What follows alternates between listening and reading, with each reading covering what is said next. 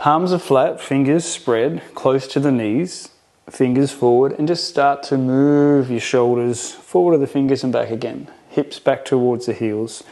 You can change the position of the fingers, rocking side to side, different angles, different movements, circling the shoulders. And eventually you'll get to a point where maybe you can turn the wrist forward, fingers back, leaning back there. Maybe the hands can come beside the legs, inside the legs, if it feels too intense. 5 to 10 repetitions, and then just holding for 10 seconds there. Breathing. Softening through the shoulders, the face and jaw. Fingers forward, and then we'll flip it the other way. Back of the palms on the floor, either both at the same time or one at a time. Wriggle the fingers. Maybe you can straighten the elbows more. A lot of the time you might need to support with the other hand doing these elbow circles or elbow rotations. Both sides. And then at some point, after wriggling fingers to each, or thumb to each finger, leaning back, elbows rotated, I'm leaning back, getting a deep stretch through the extensor side. And then release that. Same for the other side. Elbow rotates, trying to keep the back of the hand as close as I can to the floor. Wriggling fingers if you can, thumb to each finger, and then slightly leaning back, just to get that deep stretch through the extensor side of the arm. And then we're done. Our quadruped shoulder protraction, retraction. Getting those shoulder blades together, getting them apart, getting that movement through this part of the body which for a lot of us has been neglected for such a long period of time. I also like to integrate the shoulder rolls at or after, during the up and downs. You still go up and down, shoulder blades coming together, but then you get that full motion, range of motion as the shoulders do that circling as well.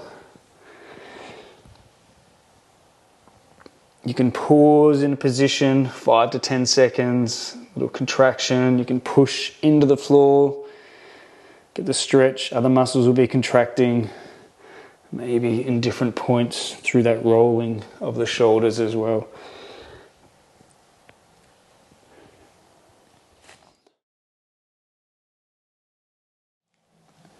Quadruped spinal circles.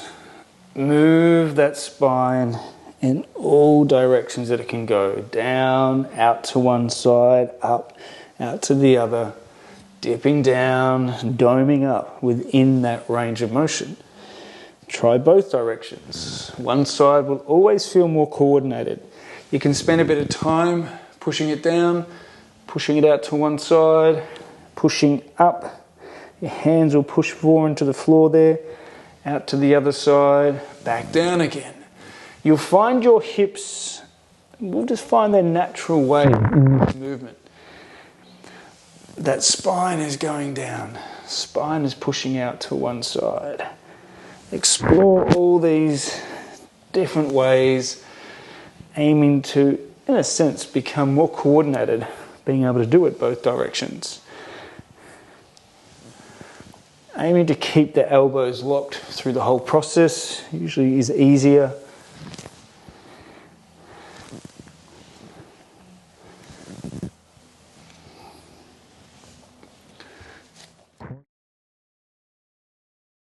You can start by hands on both knees, just circling, getting that lower back gently pushing down into the floor. And then doing one leg where you're holding one knee in and the other knee is going to drop out, go forward, and then come back into your chest. Taking it on a range of motion, you're going to work the groin muscle. Just pay attention, make sure the hip feels safe. If you even need to bring the hand in there at any point. And then we go the other direction, so reverse that circling. Having my other knee in just keeps the lower back flat. So like 3 to 5. And then we'll do the other side. Hold that knee in. So the other leg goes forward, out to the side, comes back in, whichever way you start that circling. 3 to 5 that side, that direction, and then taking it out the other way, reversing that direction. There's always one side that's more coordinated and always one way of circling that feels more coordinated for the brain. So doing it all, obviously over time, get the body more in tune, more coordinated, just have that greater awareness. To finish, even pulling the knees into the chest, you'll feel that lower back lift up, then lower. So we're going to practice walking to the squat. So you've already watched a tutorial for those that may not be able to achieve this immediately. If your squat is still high and you're not deep into it, just practice this movement. We'll do it for 1 minute. Those that can get a little bit closer, letting the knees start to rock forward and back with the hips. And once you feel comfortable and safe, you might be able to walk all the way into that squat. Maybe the heels are flat or they're lifting, but trying to come forward and back in different ways. One hand coming through, maybe the other hand comes through. Just practicing that mobility, that movement in and out of the squat. If your body is saying no, listen to the body. Just a few more. Some of you may have spent the last minute just rocking forward and back. Totally fine. One more forward. And one more back. And then coming down.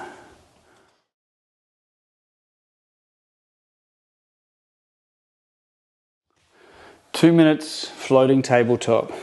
Hands under shoulders, fingers splayed, knees under hips. We're pushing down actively in the floor and keeping that hold, squeezing your butt, tucking the tail. So holding those two positions, pushing down, squeezing the butt, tucking under, and breathing. We're bracing that core element. Maybe the shoulders shift forward. That will take and change where you feel that strength hold. You can keep squeezing the tail under, keep pushing down. Make sure the head and neck are relaxed. Have a breather when you need. So working for 2 minutes, but obviously going for as long as you feel comfortable. When you're ready, pushing down again, squeeze the butt, tuck the tail, and holding. Keep pushing down, keep squeezing the butt. You can shift the shoulders forward, even just that slight movement forward and back. You'll notice where that tension is harder to hold, that pushing down, squeezing the butt. Breathing, I'm starting to feel it through the abdominals as well. Tucking the tail, the abdominals contract. Hands and wrists are starting to feel it too. If you need to tuck them under, re-stretch. Reset again when you're ready. Pushing down, upper spine, that curves and rounds. Tuck the tail, knees lift. Holding and breathing. Remembering, holding these cues, pushing down, tail tucked. 20 seconds left. If you need to come down and rest, please do. Hands pushing, shoulder, upper thoracic is curving, squeezing the butt, tucking the tail, knees slightly lifted. Floating tabletop. 3, 2, 1. Coming down, shake it out.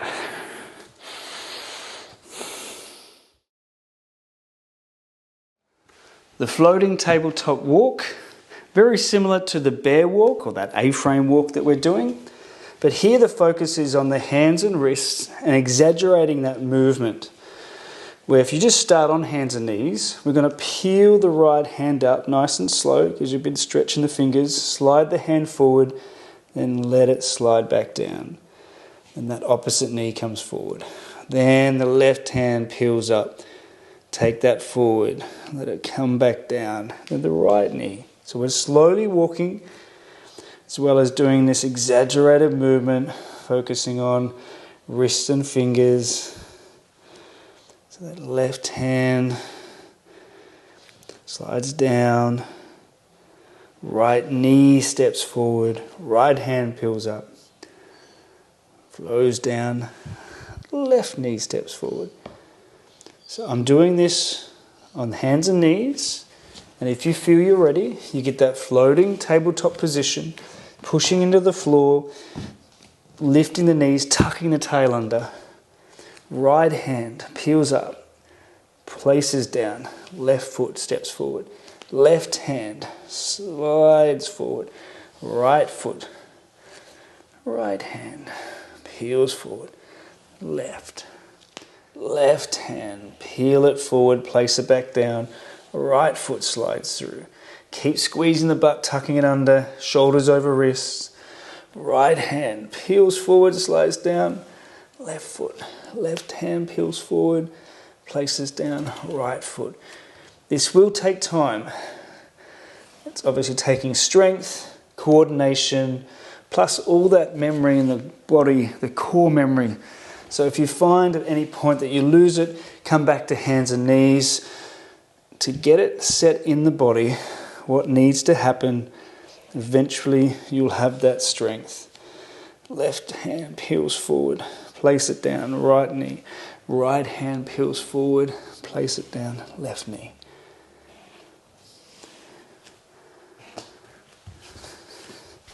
A little bit longer, keep going.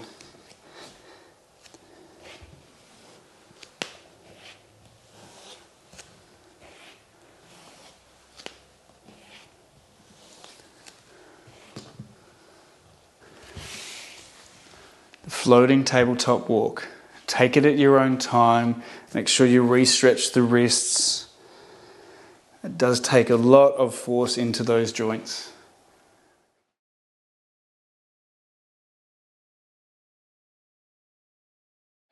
What we're doing with the heels up in this squat position, arms on the knees, and then just take them to one side. So this arm is connected on the inside, this arm on the outside. And then I'm just shifting my weight over the hands, shoulders over hands. My butt comes away from my heels, there's a bit more space between my knees, and I'm coming back. Resetting, arms on the knees, taking in the other direction. So they stay contacted to the legs. Palms are flat, shoulders shift over the hands, and then I'm moving back. This is the monkey prep. Making sure the knees, everything feels safe as you do it. Arms, shoulders over wrists, sitting back. Arms are staying connected on the legs, moving one way, palms down, shoulders over wrists, sitting back. So my butt moves away from my heels. From the side, arms coming down, one direction, lifting the butt up, coming back. Arms reset on the knees and move the other way. Shoulders over wrists. Monkey prep.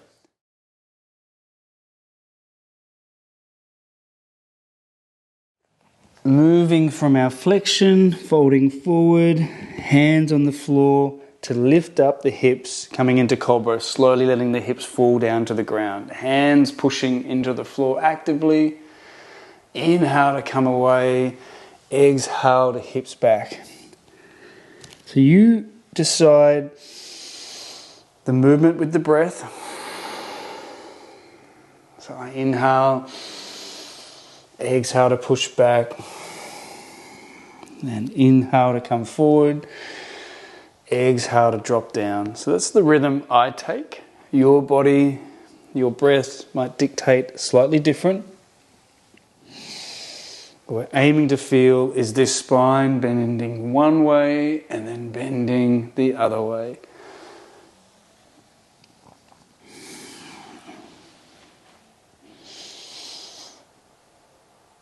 And just one more.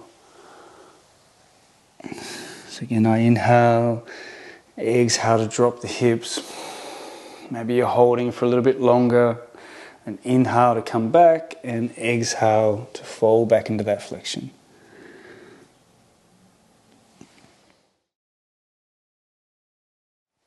Our seated clasped hand extension. Interlacing the fingers behind your back, chest lifts, squeeze the shoulder blades back. Some of you will be able to straighten the elbows, some may still be slightly bent. See if you can use your hands to push up and tilt you forward. It's not about how far you come, but we're doing this position for about 30 seconds to a minute. Maybe you're happier just holding that, leaning slightly forward. I prefer this one, bending knees and coming forward from here. Just tilting my hips, it makes it easier and lighter on my arms as I come through. Do a few more if you need to stop, if you need to sit down.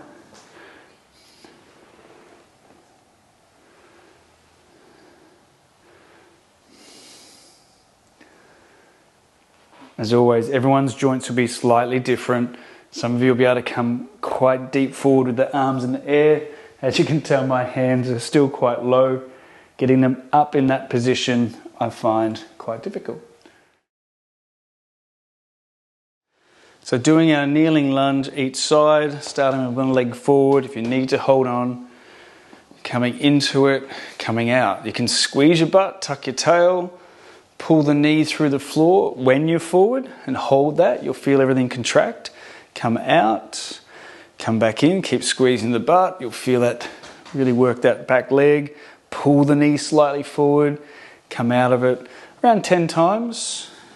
After around 10 of this mobility movement, we're going to just stay in that shape for around 10 seconds, 10 to 15 seconds. Even adjusting whilst we're in it, lifting the chest, squeezing the glutes harder, pulling the back knee forward, breathing. And let everything relax, let it all soften. I sometimes like to go that little bit deeper just to get that final deeper stretch with the glutes softened. Glutes have now backed off. Other side. Other leg forward. I like to keep my back toe tucked. Gives me a bit more deeper stretch through the quad. So moving forward and back. Glutes are on, leaning into it. Maybe pulling the knee slightly forward to begin. To come out of it. Knee comes forward as I pull out. That just activates this leg a little bit more. So a few more. So around 10.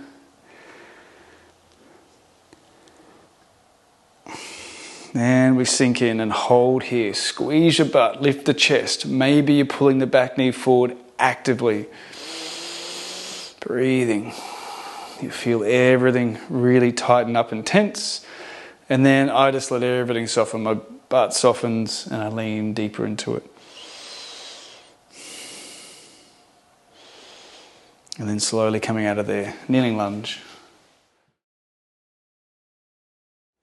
3-point bridge, so around 30 seconds each side. Whichever hand you're starting with, the fingers are turning away on that angle, shoulders over the wrist, so as you push down, the hips lift. Some of you will be able to go straight into that higher hip lift, the hand over the head, following the thumb. Maybe you need to come down. You can do it sequentially, lifting up, looking over, coming back down. For those that aren't there yet, maybe you're lifting the hips up, coming back down, lifting up, maybe the arm goes up. One more, wherever you're at. And we'll change sides. Other hand, fingers pointing away, close into the body so the shoulders tracing over that wrist. Push down to lift the hips, testing the joints to begin. A few times, maybe you can go straight to it. Depending on where your body's at with flexibility, range of motion, never try to rush ahead to that next deeper progression if you don't feel comfortable or safe. So one more, wherever you're at. And then coming back down.